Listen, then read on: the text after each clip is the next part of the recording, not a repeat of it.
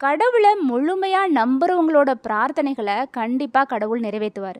சில நேரங்களில் நம்மளோட பிரார்த்தனைகள் பலிக்காமல் போகலாம். அதுக்கான காரணம் என்னங்கிறத தெரிஞ்சுக்க இந்த கதையை கேளுங்க. வணக்கம் and welcome to Pavis life changing stories. வாழ்க வளமுடன். ஒரு ஊரில் ராமுன்னு ஒருத்தர் இருந்தார். அவரோட பெற்றோர் சின்ன வயசுலேயே இறந்து போயிட்டாங்க. அவர் ரொம்ப அப்பாவி, திருமணம் செஞ்சுக்காமலேயே வாழ்ந்துட்டு இருந்தார். அவருக்கு தெய்வ பக்தி நிறையவே இருந்துச்சு. எந்த செயல் நடந்தாலும் அதுக்கு காரணம் கடவுளோட அருள் தான்னு சொல்லிட்டு இருப்பார். அவருக்குன்னு கொஞ்சம் நிலம் இருந்துச்சு. அதில் விவசாயம் பார்த்துக்கிட்டு இருந்தார். திடீர்னு ஒரு நாள் வறட்சியான சூழ்நிலை உருவாயிருச்சு. மழை பெய்யலை, விவசாயம் பாதிக்கப்பட்டுருச்சு. ராமு மட்டும் இல்லாமல் அந்த ஊரில் இருக்கிற எல்லா விவசாயிகளுமே விவசாயம் செய்ய முடியாமல் தவிச்சுக்கிட்டு இருந்தாங்க. நேராக கோயிலுக்கு போனார். இறைவன்கிட்ட மனமுருகி வேண்டினார். இறைவா, நாளைக்கு இந்த ஊரில் நல்ல மழை பெய்யணும், இங்கே இருக்கிற விவசாயிகள் மனம் குளிரணும், அதுக்கு நீ தான் அருள் புரியணும்னு வேண்டிக்கிட்டாரு. மற்ற விவசாயிகள்கிட்ட எல்லாம் வந்து நாளைக்கு கண்டிப்பாக மழை வரும், நான் இறைவன்கிட்ட வேண்டியிருக்கிறேன்னு சொன்னார். அவங்கெல்லாம் அவரை மேலேயும் கீழேயும் பார்த்துட்டு போடா பைத்தியக்காரா அப்படின்னு சொல்லிட்டு அங்கேருந்து போயிட்டாங்க. அடுத்த நாள் பொழுது விடிஞ்சதும் மழை வரும்னு ஆவலோட எதிர்பார்த்து காத்துக்கிட்டு இருந்தாரு ராமு. நல்லா வெயில் சுட்டரிச்சுக்கிட்டு இருந்த அந்த மத்தியான வேளையில் கருமேகங்கள்லாம் சூழ்ந்து அடுத்த 1 மணி நேரத்துக்குள்ளே மழை கொட்டி தீத்துருச்சு. இதை பார்த்த ராமுவுக்கு ஏகப்பட்ட சந்தோஷம். தன்னோட வேண்டுதலை கேட்டு தான் அந்த இறைவன் இந்த மழையை பொழிய வச்சாருன்னு அவர் நம்பினார். ராமு சொன்ன மாதிரியே மழை பெஞ்சதுனால அந்த ஊர் விவசாயிகள்லாம் கொஞ்சம் மிரண்டு போயிட்டாங்க. அவரோட பக்தியை பாராட்டவும் செஞ்சாங்க. நாட்கள் இப்படியே கடந்து போச்சு. அந்த வருஷத்துக்கான மழைக்காலமும் ஆரம்பிச்சிருச்சு. வடகிழக்கு பருவக்காற்று வீச ஆரம்பித்தோன்னே அப்பப்போ மழை வந்துச்சு. ஒரு நாள் வானிலை ஆய்வு மையத்திலிருந்து அதிர்ச்சியான செய்தி ஒன்று வந்துச்சு. அது என்னன்னா, இன்னும் ஒரு சில தினங்களில் கனமழை பெய்யும், சுமார் 70 கிலோமீட்டர் வேகத்தில் புயல் காற்று வீசும் அப்படின்னு கனமழைக்கான ரெட் அலர்ட்டும் கொடுத்தாங்க. கேட்ட கடவுள் பக்தி நிறைஞ்ச நம்மளோட ராமு கோயிலுக்கு வந்து இறைவன்கிட்ட வேண்டிக்கிட்டாரு. இறைவா, கனமழை பெய்ய போகுதுன்னு எச்சரிச்சிருக்காங்க. மழையாலையும் புயலாலையும் எங்கள் யாரோட உயிருக்கும் எந்த பாதிப்பும் வரக்கூடாது, நீ தான் எங்களை காப்பாற்றணும் அப்படின்னு மனமுருகி வேண்டிக்கிட்டாரு. எல்லாரும் எதிர்பார்த்த மாதிரியே மழை பெய்ய ஆரம்பிச்சிருச்சு. முதல்ல லேசாக ஆரம்பித்த மழை அதுக்கப்புறம் கனமழையாக மாறிடுச்சு. ஐயாசாமி வாழ்ந்துட்டு இருந்த கிராமத்தை ஒட்டி காவிரி ஆறு ஓடிக்கிட்டு இருந்துச்சு. கனமழை காரணமாக ஆற்றுல வெள்ளப்பெருக்கு ஏற்படும்னு எச்சரிக்கை பண்ண அரசாங்கம் முன்னெச்சரிக்கை நடவடிக்கையாக ஆற்றோட கரை ஓரங்களில் வசிக்கிற மக்களை எல்லாம் பாதுகாப்பான இடத்துக்கு அழைச்சிட்டு போய் தங்க வச்சாங்க. அந்த ஊரில் இருக்கிற மக்கள் எல்லாரும் அரசாங்கத்தோட கோரிக்கையை ஏற்றுக்கிட்டு மூட்டை முடிச்சுகளோட முகாமில் போய் தஞ்சம் புகுந்தாங்க. ஆனால் ஒண்டிக்கட்டையான ராமு முகாமுக்கு போக மறுத்துட்டாரு. அவரோட ஒரே நண்பரான ராமையா அவரை பார்க்க வந்தார். டே ஐயாச்சாமி, மழை பெருசாக பெய்யுது, ஆற்று தண்ணி இந்த பக்கம் வந்தால் நம்மளெல்லாம் அடிச்சுக்கிட்டு போயிடும், உயிர் கூட மிஞ்சாது, நம்மளும் இந்த ஊரை விட்டு வெளியேறி முகாமுக்கு போயிடுவோம் அப்படின்னு சொன்னார். ராமு அதை ஏற்றுக்கல. சும்மா இருடா, நான் கடவுள்கிட்ட சொல்லிட்டேன், இந்த கனமழையால் எனக்கு எந்த பாதிப்பும் வராது, கடவுள் என்னை நேரில் வந்து காப்பாற்றுவாருன்னு ராமு சொன்னதை கேட்ட ராமையா அதிர்ச்சி ஆயிட்டாரு. டேய், என்னடா சொல்கிற, கடவுள் வந்து காப்பாற்றுவாரா?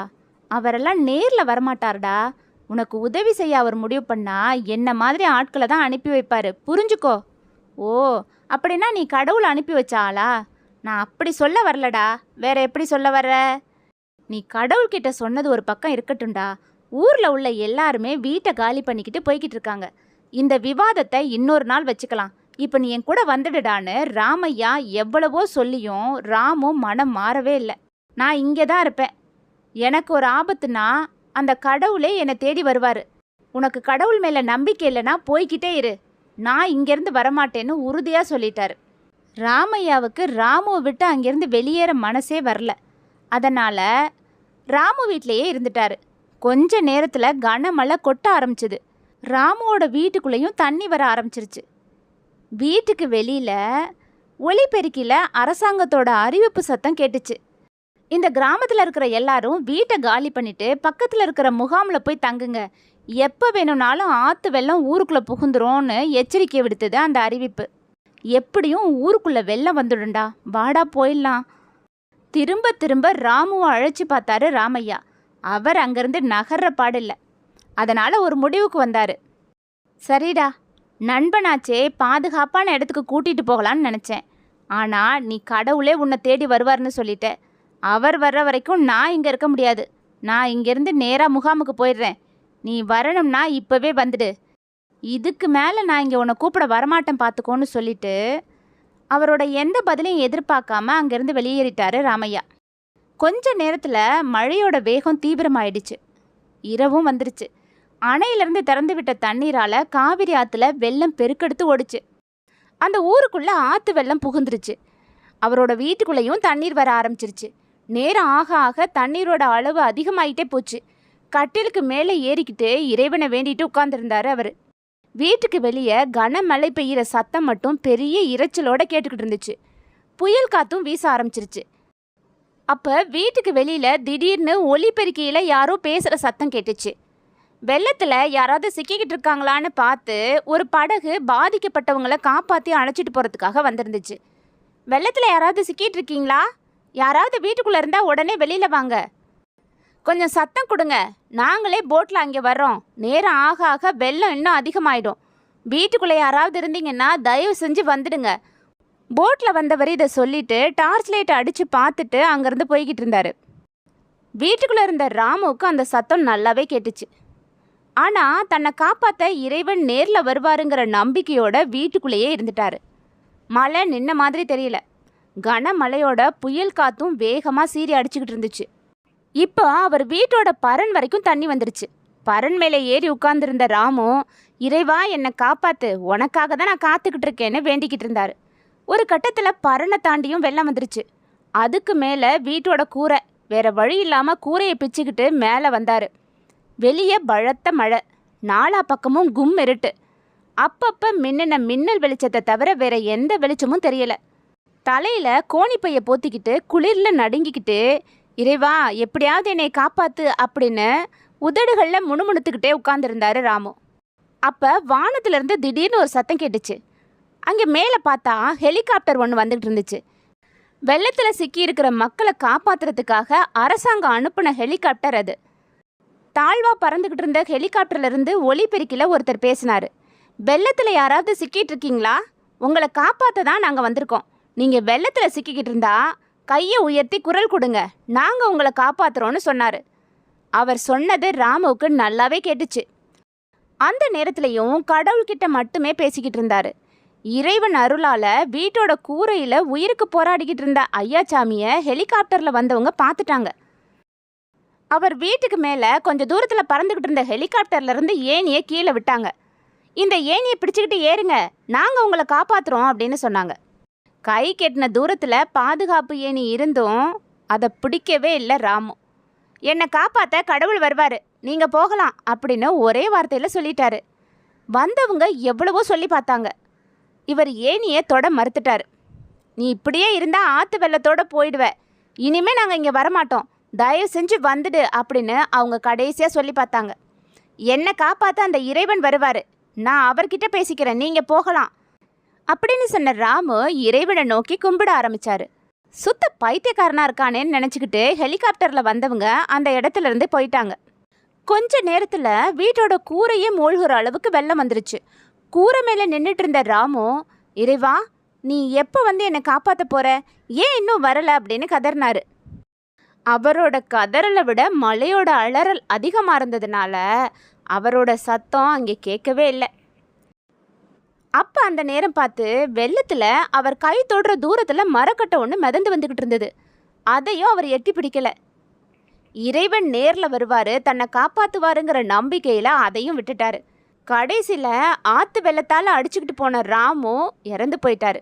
அவரை காப்பாற்ற அவர் எதிர்பார்த்து காத்திருந்த இறைவன் நேரில் வரவே இல்லை. நம்ம ராமு ரொம்ப நல்லவர் இல்லையா? நேராக சொர்க்கத்துக்கு போனார். கடவுள் முன்னாடி அவரை கொண்டு போய் நிறுத்தினாங்க. கடவுளை முதலாக நேரில் பார்த்த ராமுவுக்கு அவர் மேலே கோவமாக வந்துச்சு.